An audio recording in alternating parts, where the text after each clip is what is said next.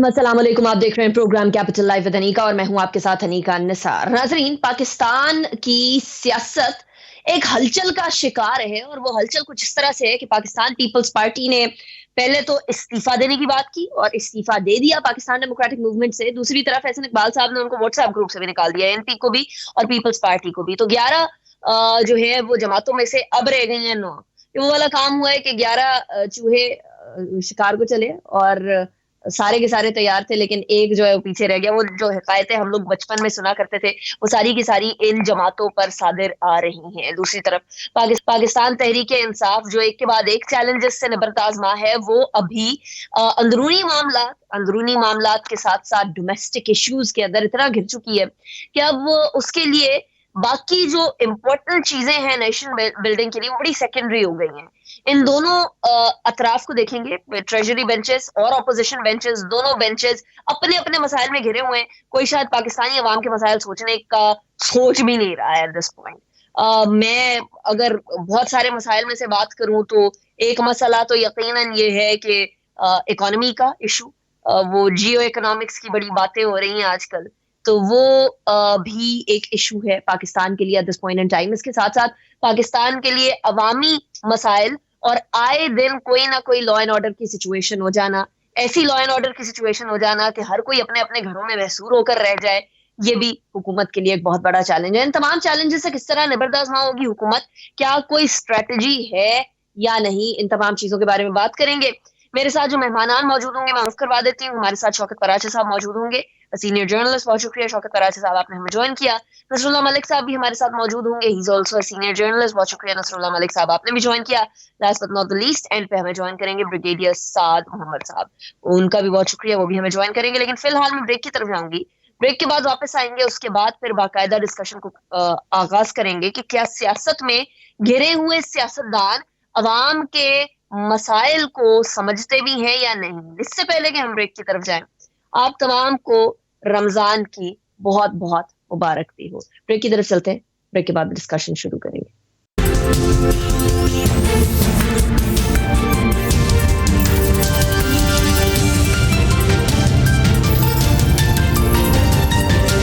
Welcome back after break. Break पे जाने से पहले हम बात कर रहे थे कि ऑपोजिशन के मसलों में और हुकूमत के मसलों में इस वक्त इतना घिरी हुई है कि उनके पास और कुछ देखने के, दाएं बाएं देखने का भी वक्त नहीं है। शौकत पर राजा साहब, ये अनोखा हम लोगों ने दौर देखा है जहां ऑपोजिशन से लड़ रही है और हुकूमत अपने मसाइल से, हुकूमती इश्यूज से लड़ रही है। कभी ऐसा आपने अपने एरा में देखा जहां ऑपोजिशन के साथ, हुकूमत के साथ ऑपोजिशन कर रही हो और जहां हुकूमत को ऑपोजिशन को चैलेंज के तौर पर देखना चाहिए, वहां अपनी कारकर्दगी को चैलेंज के तौर पर देखा जा रहा हो? आपने कभी ऐसा टाइम देखा कि अजीब सी सिनेरियो नहीं है? असल में जब आर्टिफिशियल चीजें हों तो फिर इसी तरह ही रिफ्लेक्शन आती है। मसलन आपने अमन व अमान की बात की, ये जो कुछ हुआ गुज़श्ता 24 घंटों में, ये महज अमन व अमान का मामला नहीं था, ये रियासत के नाम पे धब्बा था, ये पाकिस्तान के नाम पे धब्बा था। रियासत के जो सिंबल्स हैं उनको जिस तरह से पकड़कर मारा गया, मार के उनको अधमुआ किया गया, तो मेरा ख्याल है ये सबसे ही अहम चीज़ है। और जो दूसरों के खिलाफ हुआ करता था एज एन इंस्ट्रूमेंट या टूल बना करता था, अब अपने खिलाफ इस्तेमाल हुआ। मैं एक पाकिस्तानी की हैसियत से कह रहा हूँ कि ये पाकिस्तान का नाम रोशन नहीं हुआ जिस तरह के व्हाट्सएप पे या ग्रुप्स में, सोशल मीडिया में विजुअल चलते रहे। अगर हम पाकिस्तानी कौम ये समझें कि ये सिर्फ हम ही देख रहे हैं और इनकी बुनियाद पर सिर्फ हम असेसमेंट कर रहे हैं, कोई और नहीं देख रहा, और इनकी बुनियाद पर कोई और असेसमेंट नहीं कर रहा हमारे माशरे की, हमारी रियासत की, हमारी हुकूमत की, गवर्नेंस की, तो फिर हमारी बहुत बड़ी भूल है। तो सबसे बड़ा मामला जो है वो तो ये वाला है, और इट्स अ सीरियस कंसर्न। ये नहीं है कि कोई लॉ एंड ऑर्डर का, महज लॉ एंड ऑर्डर का मसला है कि कोई कहीं खड़ा हो गया और जो कुछ हो गया। मैं हर एक को कहना चाह रहा हूँ जो भी इसमें इन्वॉल्व हैं कि जो कर रहे थे उनको भी सोचना चाहिए कि ये मुल्क है तो हम सब हैं। ये मोटरवेज, ये हाईवेज, ये सड़कें, ये लाहौर के चौराहे, ये कराची के चौराहे, ये पिंडी, इस्लामाबाद या फैसलाबाद या मुल्तान, ये सब कुछ है इसलिए है कि ये मुल्क है ना, اور اگر اس طرح سے اس ملک کے سمبلز کے ساتھ ایسا کیا جائے تو نقصان اگر دوسروں کا ہوگا تو نقصان ان کا بھی ہوگا جو یہ کہہ رہے ہیں. ان کو بھی سوچنا چاہیے. یہ کوئی میں نفرت پھیلانے کی بات نہیں کر رہا, میں ایک پاکستانی کی حیثیت سے, سب پاکستانی ہیں, میں ان کو بھی یہ پیغام دینا چاہ رہا ہوں. دوسری بات جو پالیٹکس والی ہے, میں نے کہا نا آرٹیفیشل سسٹم جب ہو 2002 کے الیکشن کے بعد ایم ایم اے کہتی تھی کہ ہم بھی مخالف ہیں حکومت کے, اور اے آر ڈی کہتی تھی کہ ہم بھی مخالف ہیں حکومت کے. اے آر ڈی میں نون لیگ اور پیپلز پارٹی تھیں, اور ایم ایم اے میں مسلم جے یو آئی اور جماعت اسلامی اور دیگر جماعتیں تھیں. آج دیکھ لیں کہ جماعت اسلامی نے اپنا ووٹ ڈال دیا یوسف رضا گیلانی صاحب کو, پیپلز پارٹی کے ساتھ آ گئی. نون لیگ اور جے یو آئی علیحدہ ہو گئے. تو یہ جو اپوزیشن میں کوئی پہلی بار نہیں ہے کہ اپوزیشن جماعتوں میں سپلٹ ہے. اور ابھی تو کل پیپلز پارٹی نے کہا کہ جی ہم عہدے سے استعفے دیتے ہیں, لیکن پی ڈی ایم سے نکلنے کا اعلان نہیں کیا. آج مولانا صاحب نے کہا کہ جی انہوں نے جو کچھ کیا ان کو رجوع کرنا چاہیے. تو وہ جو ایک حتمی اعلان ہے جیسے اے این پی نے کیا, ابھی وہ حتمی اعلان ہمیں نہ پیپلز پارٹی کی طرف سے ابھی بھی کوئی حتمی چیز رہتی ہے. مطلب شاید ہی یہ ایک ڈور, پتلی سی ڈور سے جڑے ہوئے ہیں پاکستان پیپلز پارٹی اور پی ڈی ایم, باقی ساری جماعتیں. آپ کو لگتا ہے کہ یہ ڈور کوئی کسی کانسیکوینس رکھتی ہے؟ بیکاز کنسیڈرنگ کہ جتنی دوریاں ہو چکی ہیں, جو مرضی کر لیں, کیا یہ دوریاں اس پتلی سی ڈور سے جڑ سکتی ہیں؟ بہت زبردست سوال ہے جو آپ نے کانسیکوینس کا کیا نا. میں اور آپ جرنلسٹ ہیں, اور آپ اور میں یا دیگر جو آپ کے مہمان ہیں بہت سینئر جرنلسٹ ہیں, ہم سب سیاست کو سمجھتے ہیں. اگر میں اور آپ اور میرے دیگر کولیگ جو اس وقت آپ کے شو میں بطور مہمان تشریف فرما ہیں, اگر ہم چار لوگ, ہم پالیٹیشین نہیں ہیں, ہم جرنلسٹ ہیں, میں پھر کہوں گا ہم سیاست کو فالو کرتے ہیں, ہم سیاست بناتے نہیں ہیں, ہم پولیٹیکل ٹرینڈز نہیں بناتے, ہم تو جسٹ اسیسمنٹ دیتے ہیں. اگر ہم چاروں پانچوں ہم یہ سمجھتے ہیں کہ نون لیگ اور Peoples Party, J U I, A N P, Pakhtunkhwa Milli Awami Party, B N M اور نیشنل پارٹی, یہ جو کچھ کر رہی ہیں یہ ان کا اپنا ہی نقصان ہے اپوزیشن کی سیاسی جماعتوں کا. تو فار وائل اگر سوچئے, ان کو کوئی پتہ نہیں, ان کی اتنی بھی اسیسمنٹ نہیں ہے کہ ہم اپنا نقصان کر رہے ہیں. جو کانسیکوینس ہے نا, جو پیپلز پارٹی نے جو کچھ کیا ہے, یا اے این پی تو خیر وہ ان تانوں سے تنگ آگے نکل گئے, پیپلز پارٹی نے کچھ تو سوچا ہوگا.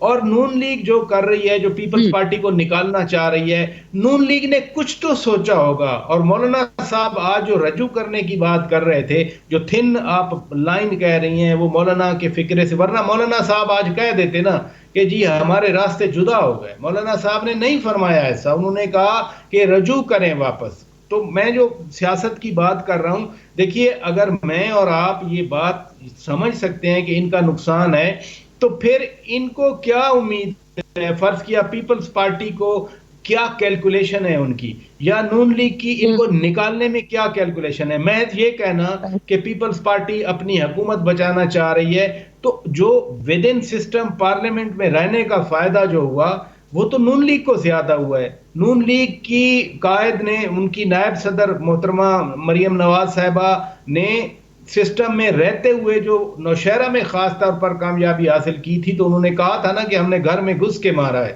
اور ابھی ڈسکا میں انہوں نے کہا کہ میاں نواز شریف کا بیانیہ زندہ ہے, میاں نواز شریف کو, یعنی سسٹم میں رہتے ہوئے ان کا اپر ہینڈ بن رہا ہے, ان کا بیانیہ چل رہا ہے. تو کیا ان کو نہیں پتا کہ ہم ریزائن کر دیں گے تو ہمارے پاس یہ پارلیمنٹ کا پلیٹ فارم چلا جائے گا؟ کانسیکوینس کیا ہے اس کا مجھے نہیں پتا. جب صورتحال انفولڈ ہوگی, جو واقعات ہوں گے اس پورے پرسپیکٹو میں. جی ہاں رائٹ. اچھا, میں جنرل غلام مصطفیٰ صاحب بھی جانا چاہ رہی ہوں. جنرل صاحب thank you so much for joining me in my show. General صاحب, مولانا صاحب نے تو کہہ دیا کہ رجوع کریں, واپس آئیں, یا کسی طریقے سے پیچ اپ کرنے کی کوشش کریں, لیکن پیچ تو اس چیز پہ لگایا جاتا ہے جہاں چھوٹے سے سوراخ ہوا ہو. یہ تو پورا شاید جو پی ڈی ایم کا فیبرک تھا وہی پھٹ گیا ہے. اس میں رجوع کا کوئی موقع بنتا ہوا آپ کو نظر آ رہا ہے, یا کنسیڈرنگ کہ پیپلز پارٹی نے ایک بڑا اسٹرکٹ سٹینڈ لے لیا, وہ رجوع کرنے کا سوچیں گے بھی؟ دیکھیے ایک تو ہمیں یہ سمجھنے کی ضرورت ہے کہ جب یہ پی ڈی ایم بنے اور اس کو اس قدر جو پذیرائی دینے کی کوشش کی گئی وہ اس میں میڈیا میں ہائپ بہت زیادہ تھی اس کی. جب ان ساری پارٹیوں کو آپ دیکھتے ہیں کی بات کریں, ان پارٹیوں کی حیثیت دیکھیے, ان لوگوں کا آپس میں انٹرسٹ دیکھ لیے, تو جو ان کی سیاست کو سمجھتے ہیں ان سب کا یہ خیال تھا. خاص طور مجھے اس میں کبھی کوئی شک نہیں تھا کہ یہ بیل کبھی ملے گی نہیں, اس لیے کہ نمبر ایک دیکھیے کوئی اپنی لگام پیس پارٹی ہو یا نون لیگ ہو مولانا صاحب کے ہاتھ میں نہیں دیں گے وہ, کیونکہ مولانا صاحب کی ایک تاریخ ہے. مولانا صاحب کو اگر آپ کو یاد ہو ایم ایم کی حکومت تو لے لی انہوں نے کے پی میں, جب ہنگامے بڑھے اور قاضی فیصلہ ہوا کہ ہم ریزائن کر دیں گے اسمبلی سے, انہوں نے ریزائن کر دیا, یہ بیٹھ رہے وہاں پہ. تو ایک تاریخ ہے مولانا صاحب کی بھی, مولانا صاحب کے اپنے انٹرسٹ ہیں, ان میں کسی کا کوئی انٹرسٹ آپس میں کامن نظر نہیں آیا تھا مجھے, نمبر ایک. نمبر دو, پیپلز پارٹی اور نون لیگ آپ میں کیسے اتحادی ہو سکتے ہیں, کیونکہ یہ تو آج بھی اور کل بھی اور آج سے اگلے سال 10 سال تک بھی یہ تو آپس میں ایک دوسرے کی ضد نہیں ہے. کیسے یہ ایک ساتھ بیٹھ کے کریں گے, کیونکہ ایک پوائنٹ ایجنڈا ہے. لیٹ سے اگر یہ کامیاب ہو بھی جاتے, عمران خان کو ہٹا دیا جاتا, حکومت چلی جاتی, پھر کیا ہوتا؟ اس کے بعد تو اس کی زیادہ لڑائی ہونی تھی ان کے آپس میں, کیونکہ آپ جب کوئی مقصد لے کے چلتے ہیں unless you see the end game کرنا ہے اس میں, اور آئندہ بھی یہ بیل کبھی آگے چڑھے گی نہیں. سب نے اپنا فائدہ لے لیا ہے. اگر نون لیگ یہ کہہ رہی ہے کہ نہیں ہم تو ایک بڑا بیانی لے کے چلے ہیں اور ہم اسے پیچھے نہیں ہٹیں گے, نون لیگ ایک سٹیپ آگے جاتی 6 سٹیپ پیچھے آتی ہے. اسی بیانیہ کو خود تباہ کرنے کے لیے نون لیگ کے اپنے لوگ وہاں پہ موجود ہیں اس کے لیے.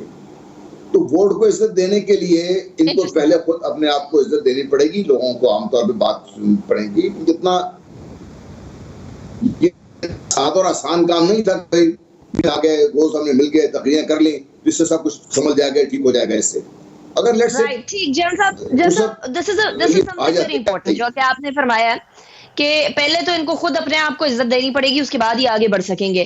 اچھا دوسری طرف پراچا صاحب ان کانٹراسٹ حکومت کو بھی ذرا کمپیئر کر لینا.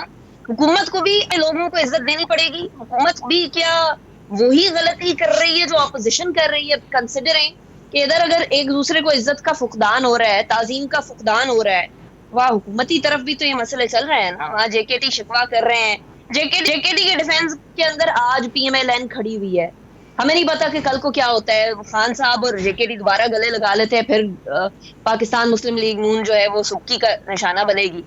کیا وہاں بھی عزت دینے والی چیز کا فقدان آپ کو نظر آتا؟ پہلی بات تو یہ ہے کہ مسلم لیگ نون اور پیپلز پارٹی ماضی میں بھی اے آر ڈی میں اکٹھی رہی ہیں اور انہوں نے اسٹرگل کیا جنرل پرویز مشرف کے خلاف. اس کے بعد آپ نے دیکھا کہ وہی مرکز میں پیپلز پارٹی آئی اور صوبے میں پی ایم ایل این آئی, آپس میں لڑتے رہے. پھر جب عمران خان کا دھرنا آیا تو پھر پارلیمنٹ کے پلیٹ فارم پہ اکٹھے ہوئے. سیاسی جماعتیں اگر ایک جیسی سوچ ایک ایجنڈا ہو تو وہ مرج کر دیں, وہ علیحدہ علیحدہ نہ رہیں. منیمم کامن ایجنڈا, اور جنرل صاحب نے درست فرمایا کہ اس وقت منیمم کامن ایجنڈا ان کا عمران خان کی حکومت کے خلاف ہے. اس کو ٹاپل کرنا ہے, ناکام کرنا ہے, فیل کرنا ہے, ارلی الیکشن کرنا ہے, whatever that is you know. So minimum agenda اس وقت بھی تھا جب 2002 میں اے آر ڈی الائنس تھا, اور منیمم ایجنڈا ان کا اور ہمیشہ اپوزیشن کا یہی ہوتا ہے. دوسری بات جو میں پھر کہوں گا, جو کانسیکوینس آپ نے کہا نا, اب اس کو ہم کلب کر لیں اگر جہانگیر خان ترین اور ان کے گروپ کے حوالے سے. اس وقت جہانگیر خان ترین بار بار کہہ رہے ہیں کہ بھائی میں آپ کا دشمن نہیں ہوں, میں آپ کا سیاسی دوست ہوں. میں نے آپ کے لیے, یعنی وہ خود اپنے منہ سے تو نہیں کہتے لیکن ان کے جو ہم خیال ان کا گروپ ہے وہ کہتے ہیں. راجہ ریاض ایم این اے ہے, sitting M N A, P T I کا M N A. Imran Khan کو اعتماد کا ووٹ دے, رادر میں کہوں گا کہ عمران خان نے ان سے ابھی اعتماد کا ووٹ لیا ہے. وہ راجہ ریاض کہہ رہے ہیں کہ اعتماد کا ووٹ لے کر انہوں نے دیا ہے جہانگیر خان ترین نے.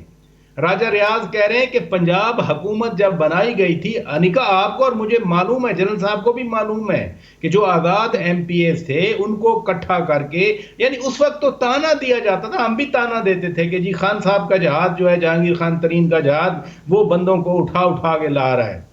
جہانگیر خان ترین ابھی وہی بات کر رہے ہیں کہ میں آپ کا دوست ہوں بھائی، میں آپ کا دشمن نہیں ہوں. دھکیلے نا دشمنی کی طرف، یعنی پاسبلٹی ہے دھکیلے جانے کی. اگر مزید ان کو ٹیسٹ کیا گیا پراچا صاحب تو وہ دشمنی کی طرف دھکیلے جائیں گے، اور پھر دشمنی کی طرف اگر دھکیلے گئے تو واٹ دین وہ جو آپ نے کانسیکوینس والی بات کی نا، آپ نے بھی تھوڑا سا شوشہ چھوڑ دیا ہے. اگلی بات آپ نے نہیں بتائی جو آپ کو بھی معلوم ہے کہ آگے کیا ہوا کرتا ہے. ٹھیک ہے، دیکھیں نا ابھی تک وہ کہہ رہے ہیں. اگلی بات پہ جاتے ہیں. یہ ذرا تھوڑا سا سسپینس ہمارے ناظرین کے لیے بھی رکھے نا. میں بریک کی طرف جا رہی ہوں، بریک کے بعد واپس آتے ہیں، پھر اگلے کانسیکوینس کی بھی بات کرتے ہیں جس طرف آپ اشارہ کر رہے ہیں.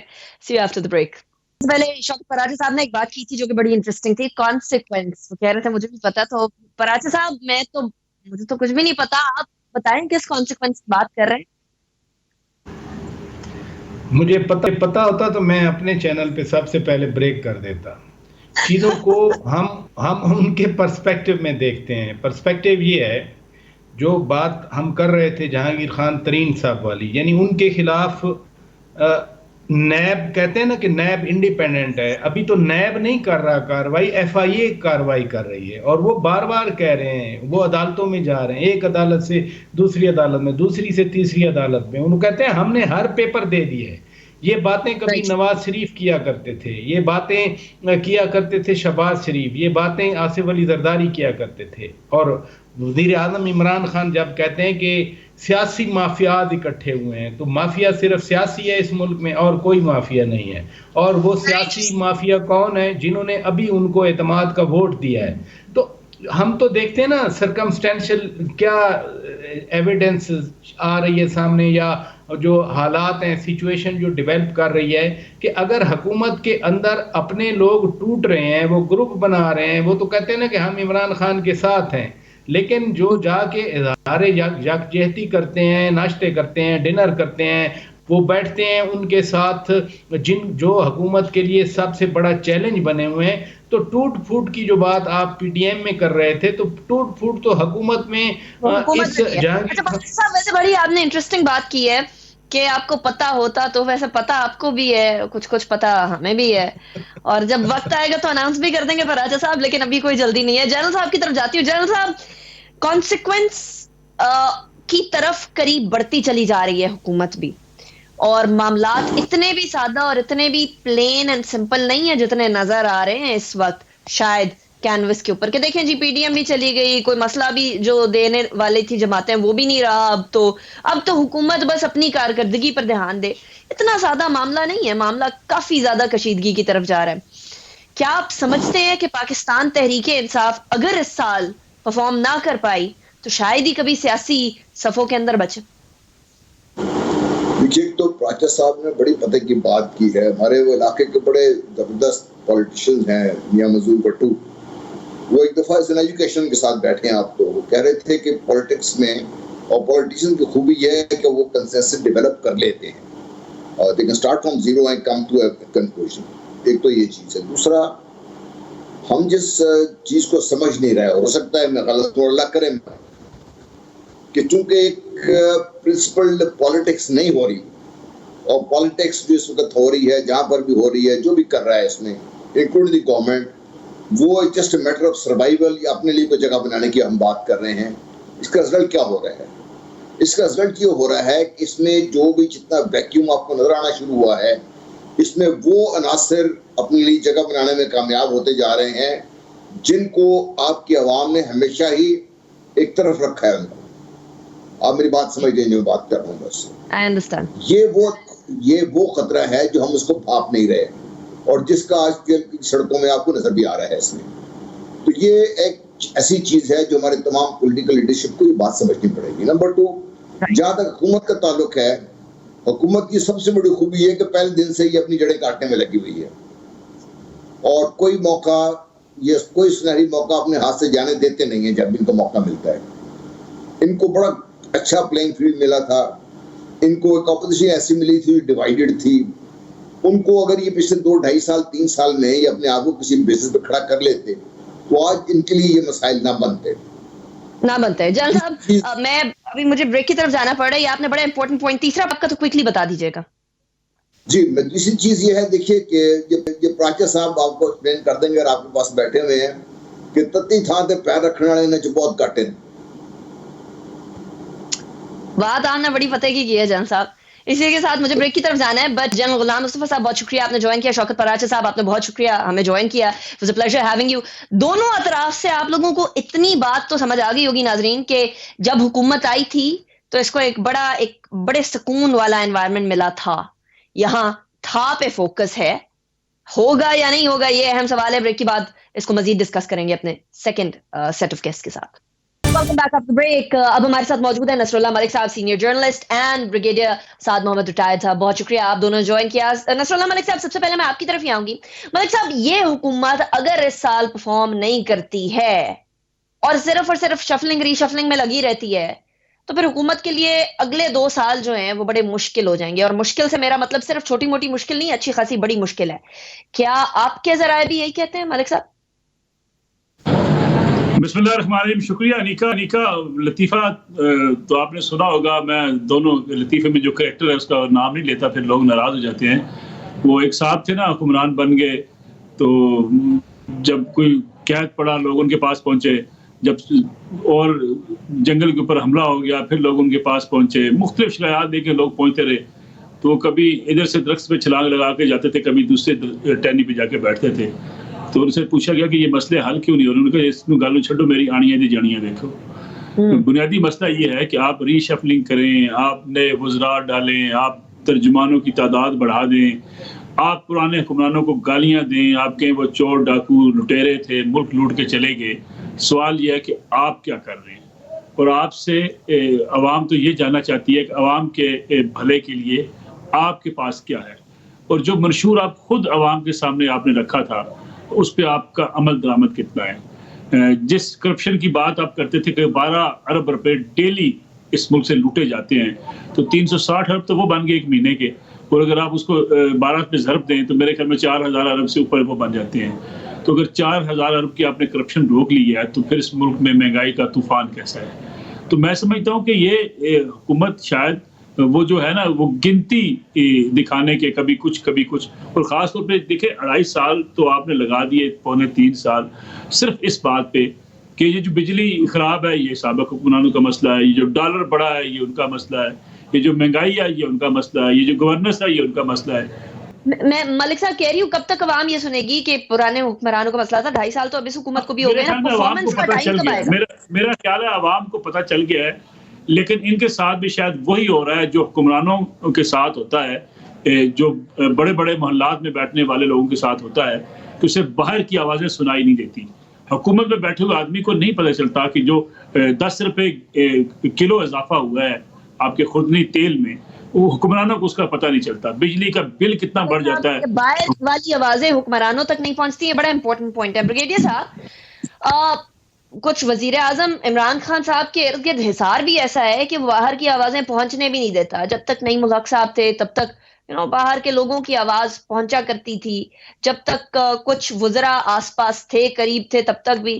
اب کچھ لوگ ہیں جن کو ناموں پہ انگلیوں پہ گنا جا سکتا ہے کہ یہ کچھ حصار کیے ہوئے ہیں وزیر اعظم صاحب کے ارد گرد, اور باہر تک کی آواز, عوام کی آواز نہیں پہنچنے دیتے وزیر اعظم سے. کیا کوئی بھی حکمران باہر کی آواز, عوام کی آواز کے بغیر حکمرانی کر سکتا؟ دیکھیں یہ ایوب خان نے, فیلڈ مارشل ایوب خان نے 1972 میں یہ کہا تھا کہ they built a soundproof wall around me and all I could hear was my own voice. تو ان کو اپنی آواز صرف سنائی دیتی ہے جب یہ سائیکوفینٹس اور اس قسم کے خوشامدی لوگوں کا ٹولہ ان کے ارد گرد آ جائے, اور وہ نان الیکٹڈ ہے, ان کی ٹوٹل جو نوکری ہے وہ اسی پہ ہے کہ وہ ان کو خوش رکھے. اس سے ایک اور بات بھی ہے, ہم پتہ نہیں کیوں یہ سیلیبریٹی وہ ٹھیک ہوگا. وہ آئنسٹائن نے بڑی زبردست بات کی تھی کہ یو ڈونٹ جج the ability of a fish by climbing its ability to climb a tree. کہ مطلب بہت اچھے کرکٹر ہے, بہت اچھے کپتان ہوں گے, ورلڈ کپ لے کے آئے, اس کا یہ مطلب تو نہیں کہ وزیر اعظم بھی یہ بہت اچھے ہوں گے. ان میں وہ ہے نہیں, he doesn't have it in him. اس 2.5 سال میں he doesn't even know what is happening. مطلب ہے کہ کوئی سمت درست کر لے بندہ 2.5 سال میں, تو ان 2.5 سال میں تو سمت درست نہیں ہوئی ہے. You're pointing towards something جو کہ حکومت کے اگینسٹ اپوزیشن کہا کرتی تھی کہ خان صاحب doesn't have it in him, لیکن آپ کی ہی سابق ادارہ جو ہے اسٹیبلشمنٹ جس کو کہا جاتا ہے, اس کے اوپر یہ الزام بھی لگتا رہا کہ سپورٹ کی خان صاحب کی, فل آن سپورٹ کی, اور کیا تب نظر نہیں آ رہا تھا کہ he doesn't have it in him, اور کیا واقعی میں do you believe that he doesn't have it in him, because a lot of public begs to differ with you. بالکل جی, آپ کی جو مڈل کلاس تھی, خصوصاً اپر مڈل کلاس تھی, وہ بالکل اس پہ کنونس تھی. تقریباً 90% of that class was convinced کہ جو یہ باتیں کر رہا ہے ابھی, to walk the talk is where the ability comes in. باتیں تو میں بھی 50 کر سکتا ہوں اور پتہ نہیں کیا کیا کر سکتا ہوں, میں گوڈیرین بن جاؤں, میں نیپولین بن جاؤں, لیکن do I have it in me? میرے خیال میں نہیں. تو وہ جو ہے نا, ان کی باتوں کے اوپر جو ہے یہ لوگ اس کو سمجھنے لگے کہ یہ پتہ نہیں کیا ڈیلیور کریں گے. یہ باتوں سے نہیں ہوتا, it's a very complex country. اس وقت بھی اگر آپ ٹاپ دی کنٹینر ان کو سن رہے تھے تو جو یہ سولوشنز دے رہے تھے دے ور ویری سمپل سولوشنز. میں 200 ارب باہر سے منگا لوں گا. یہ کہاں کی, یہ کیسے لوگ اس کو مان گئے تھے کہ 200 ارب روپے اگلے دن آ جائیں گے اور 100 ارب کا قرضہ واپس کر دیں گے اور 100 ارب جو ہے وہ ایک قوم پہ لگا دیں گے. مطلب ہے کہ یہ دیز ور بزار کیا کہتے ہیں اس کو, claims that he was making that he is going to turn around this country. یہ نہیں ہو سکتا پاکستان جیسے کمپلیکس کنٹری میں. یہاں پر 50 قسم کے مسائل کھڑے ہوتے ہیں آپ کے سامنے. مافیاز ہیں وہ بڑے اسٹرانگ ہیں, ان کے ساتھ یہ کم از کم ہمیں ریفارمز ہی کر کے دے دیتے اور کچھ بھی نہ کرتے. پولیس میں ریفارمز کرا دیتے, جوڈیشری میں ریفارمز کرا دیتے, یہ پٹواری سسٹم میں جو ہے لینڈ ریونیو میں ریفارم کرا دیتے, کوئی ٹیکس میں ہمارے ریفارم کرا دیتے, تو میں مان لیتا کہ جی اگلے اس میں جو ہے ٹینیور میں be he overcomes the problems. لیکن کچھ سمجھ نہیں ہے, he doesn't even know what is happening. لیکن اب اگلا ٹینیور بڑا دور دور تک کوئی نظر نہیں آ رہا. بریگیڈیئر سعد محمد صاحب بہت شکریہ آپ نے جوائن کیا. نصر Ullah Malik Sahib thank you so much for joining show. Specially آپ اپنے ٹائم میں سے وقت نکالا اینڈ بزی اسکیجول میں سے. اس سے پہلے جنرل غلام مصطفیٰ صاحب بھی ہمارے ساتھ موجود تھے اور شوکت پراچا صاحب بھی, ان دونوں کا بھی بہت شکریہ. لیکن الٹیمیٹلی گھوم پھر کے بات یہ آتی ہے کہ 2.5 سال کچھ نہیں کیا اور 2.5 سال اگلے کچھ کر پائیں گے یا نہیں کر پائیں گے, یہ ایک اہم سوال ہے. یہی سوال اپوزیشن کے لیے بھی ہے کہ 2.5 سال میں کچھ نہیں کر سکے تو اگلے 2.5 سال میں کیا کر پائیں گے. اگلا ٹینیور کس کے پاس ہوگا, یہ ایک اہم سوال ہے. کیا اگلے ٹینیور کی دوڑ ابھی سے شروع ہو چکی ہے اور Peoples Party P D M سے علیحدگی بھی کیا اسی لیے اختیار کر رہی ہے کہ اگلا ٹینیور کسی طریقے سے ہاتھ آ جائے اور کسی طریقے سے ہر جگہ کی گڈ بکس میں آیا جا سکے. یہ ایک کچھ سرکس نما سچویشن ہمیں نظر آ رہی ہے. لیٹس سی کیا ہوتا ہے. Thank you everybody for joining me in my show as well. Take good care of yourself. ایک بار پھر رمضان مبارک, اور اللہ تعالیٰ پاکستان کو پھلتا پھولتا اور پراسپرس رکھے. اس کے ساتھ ساتھ جو لوگ ہمارے مذہب کے حوالے سے ایک کالا دھبا بن رہے ہیں ان کو بھی اللہ تعالیٰ ہدایت دے. انیکا نثار کو اجازت دیجیے, اپنا بہت خیال رکھیے گا. اللہ حافظ.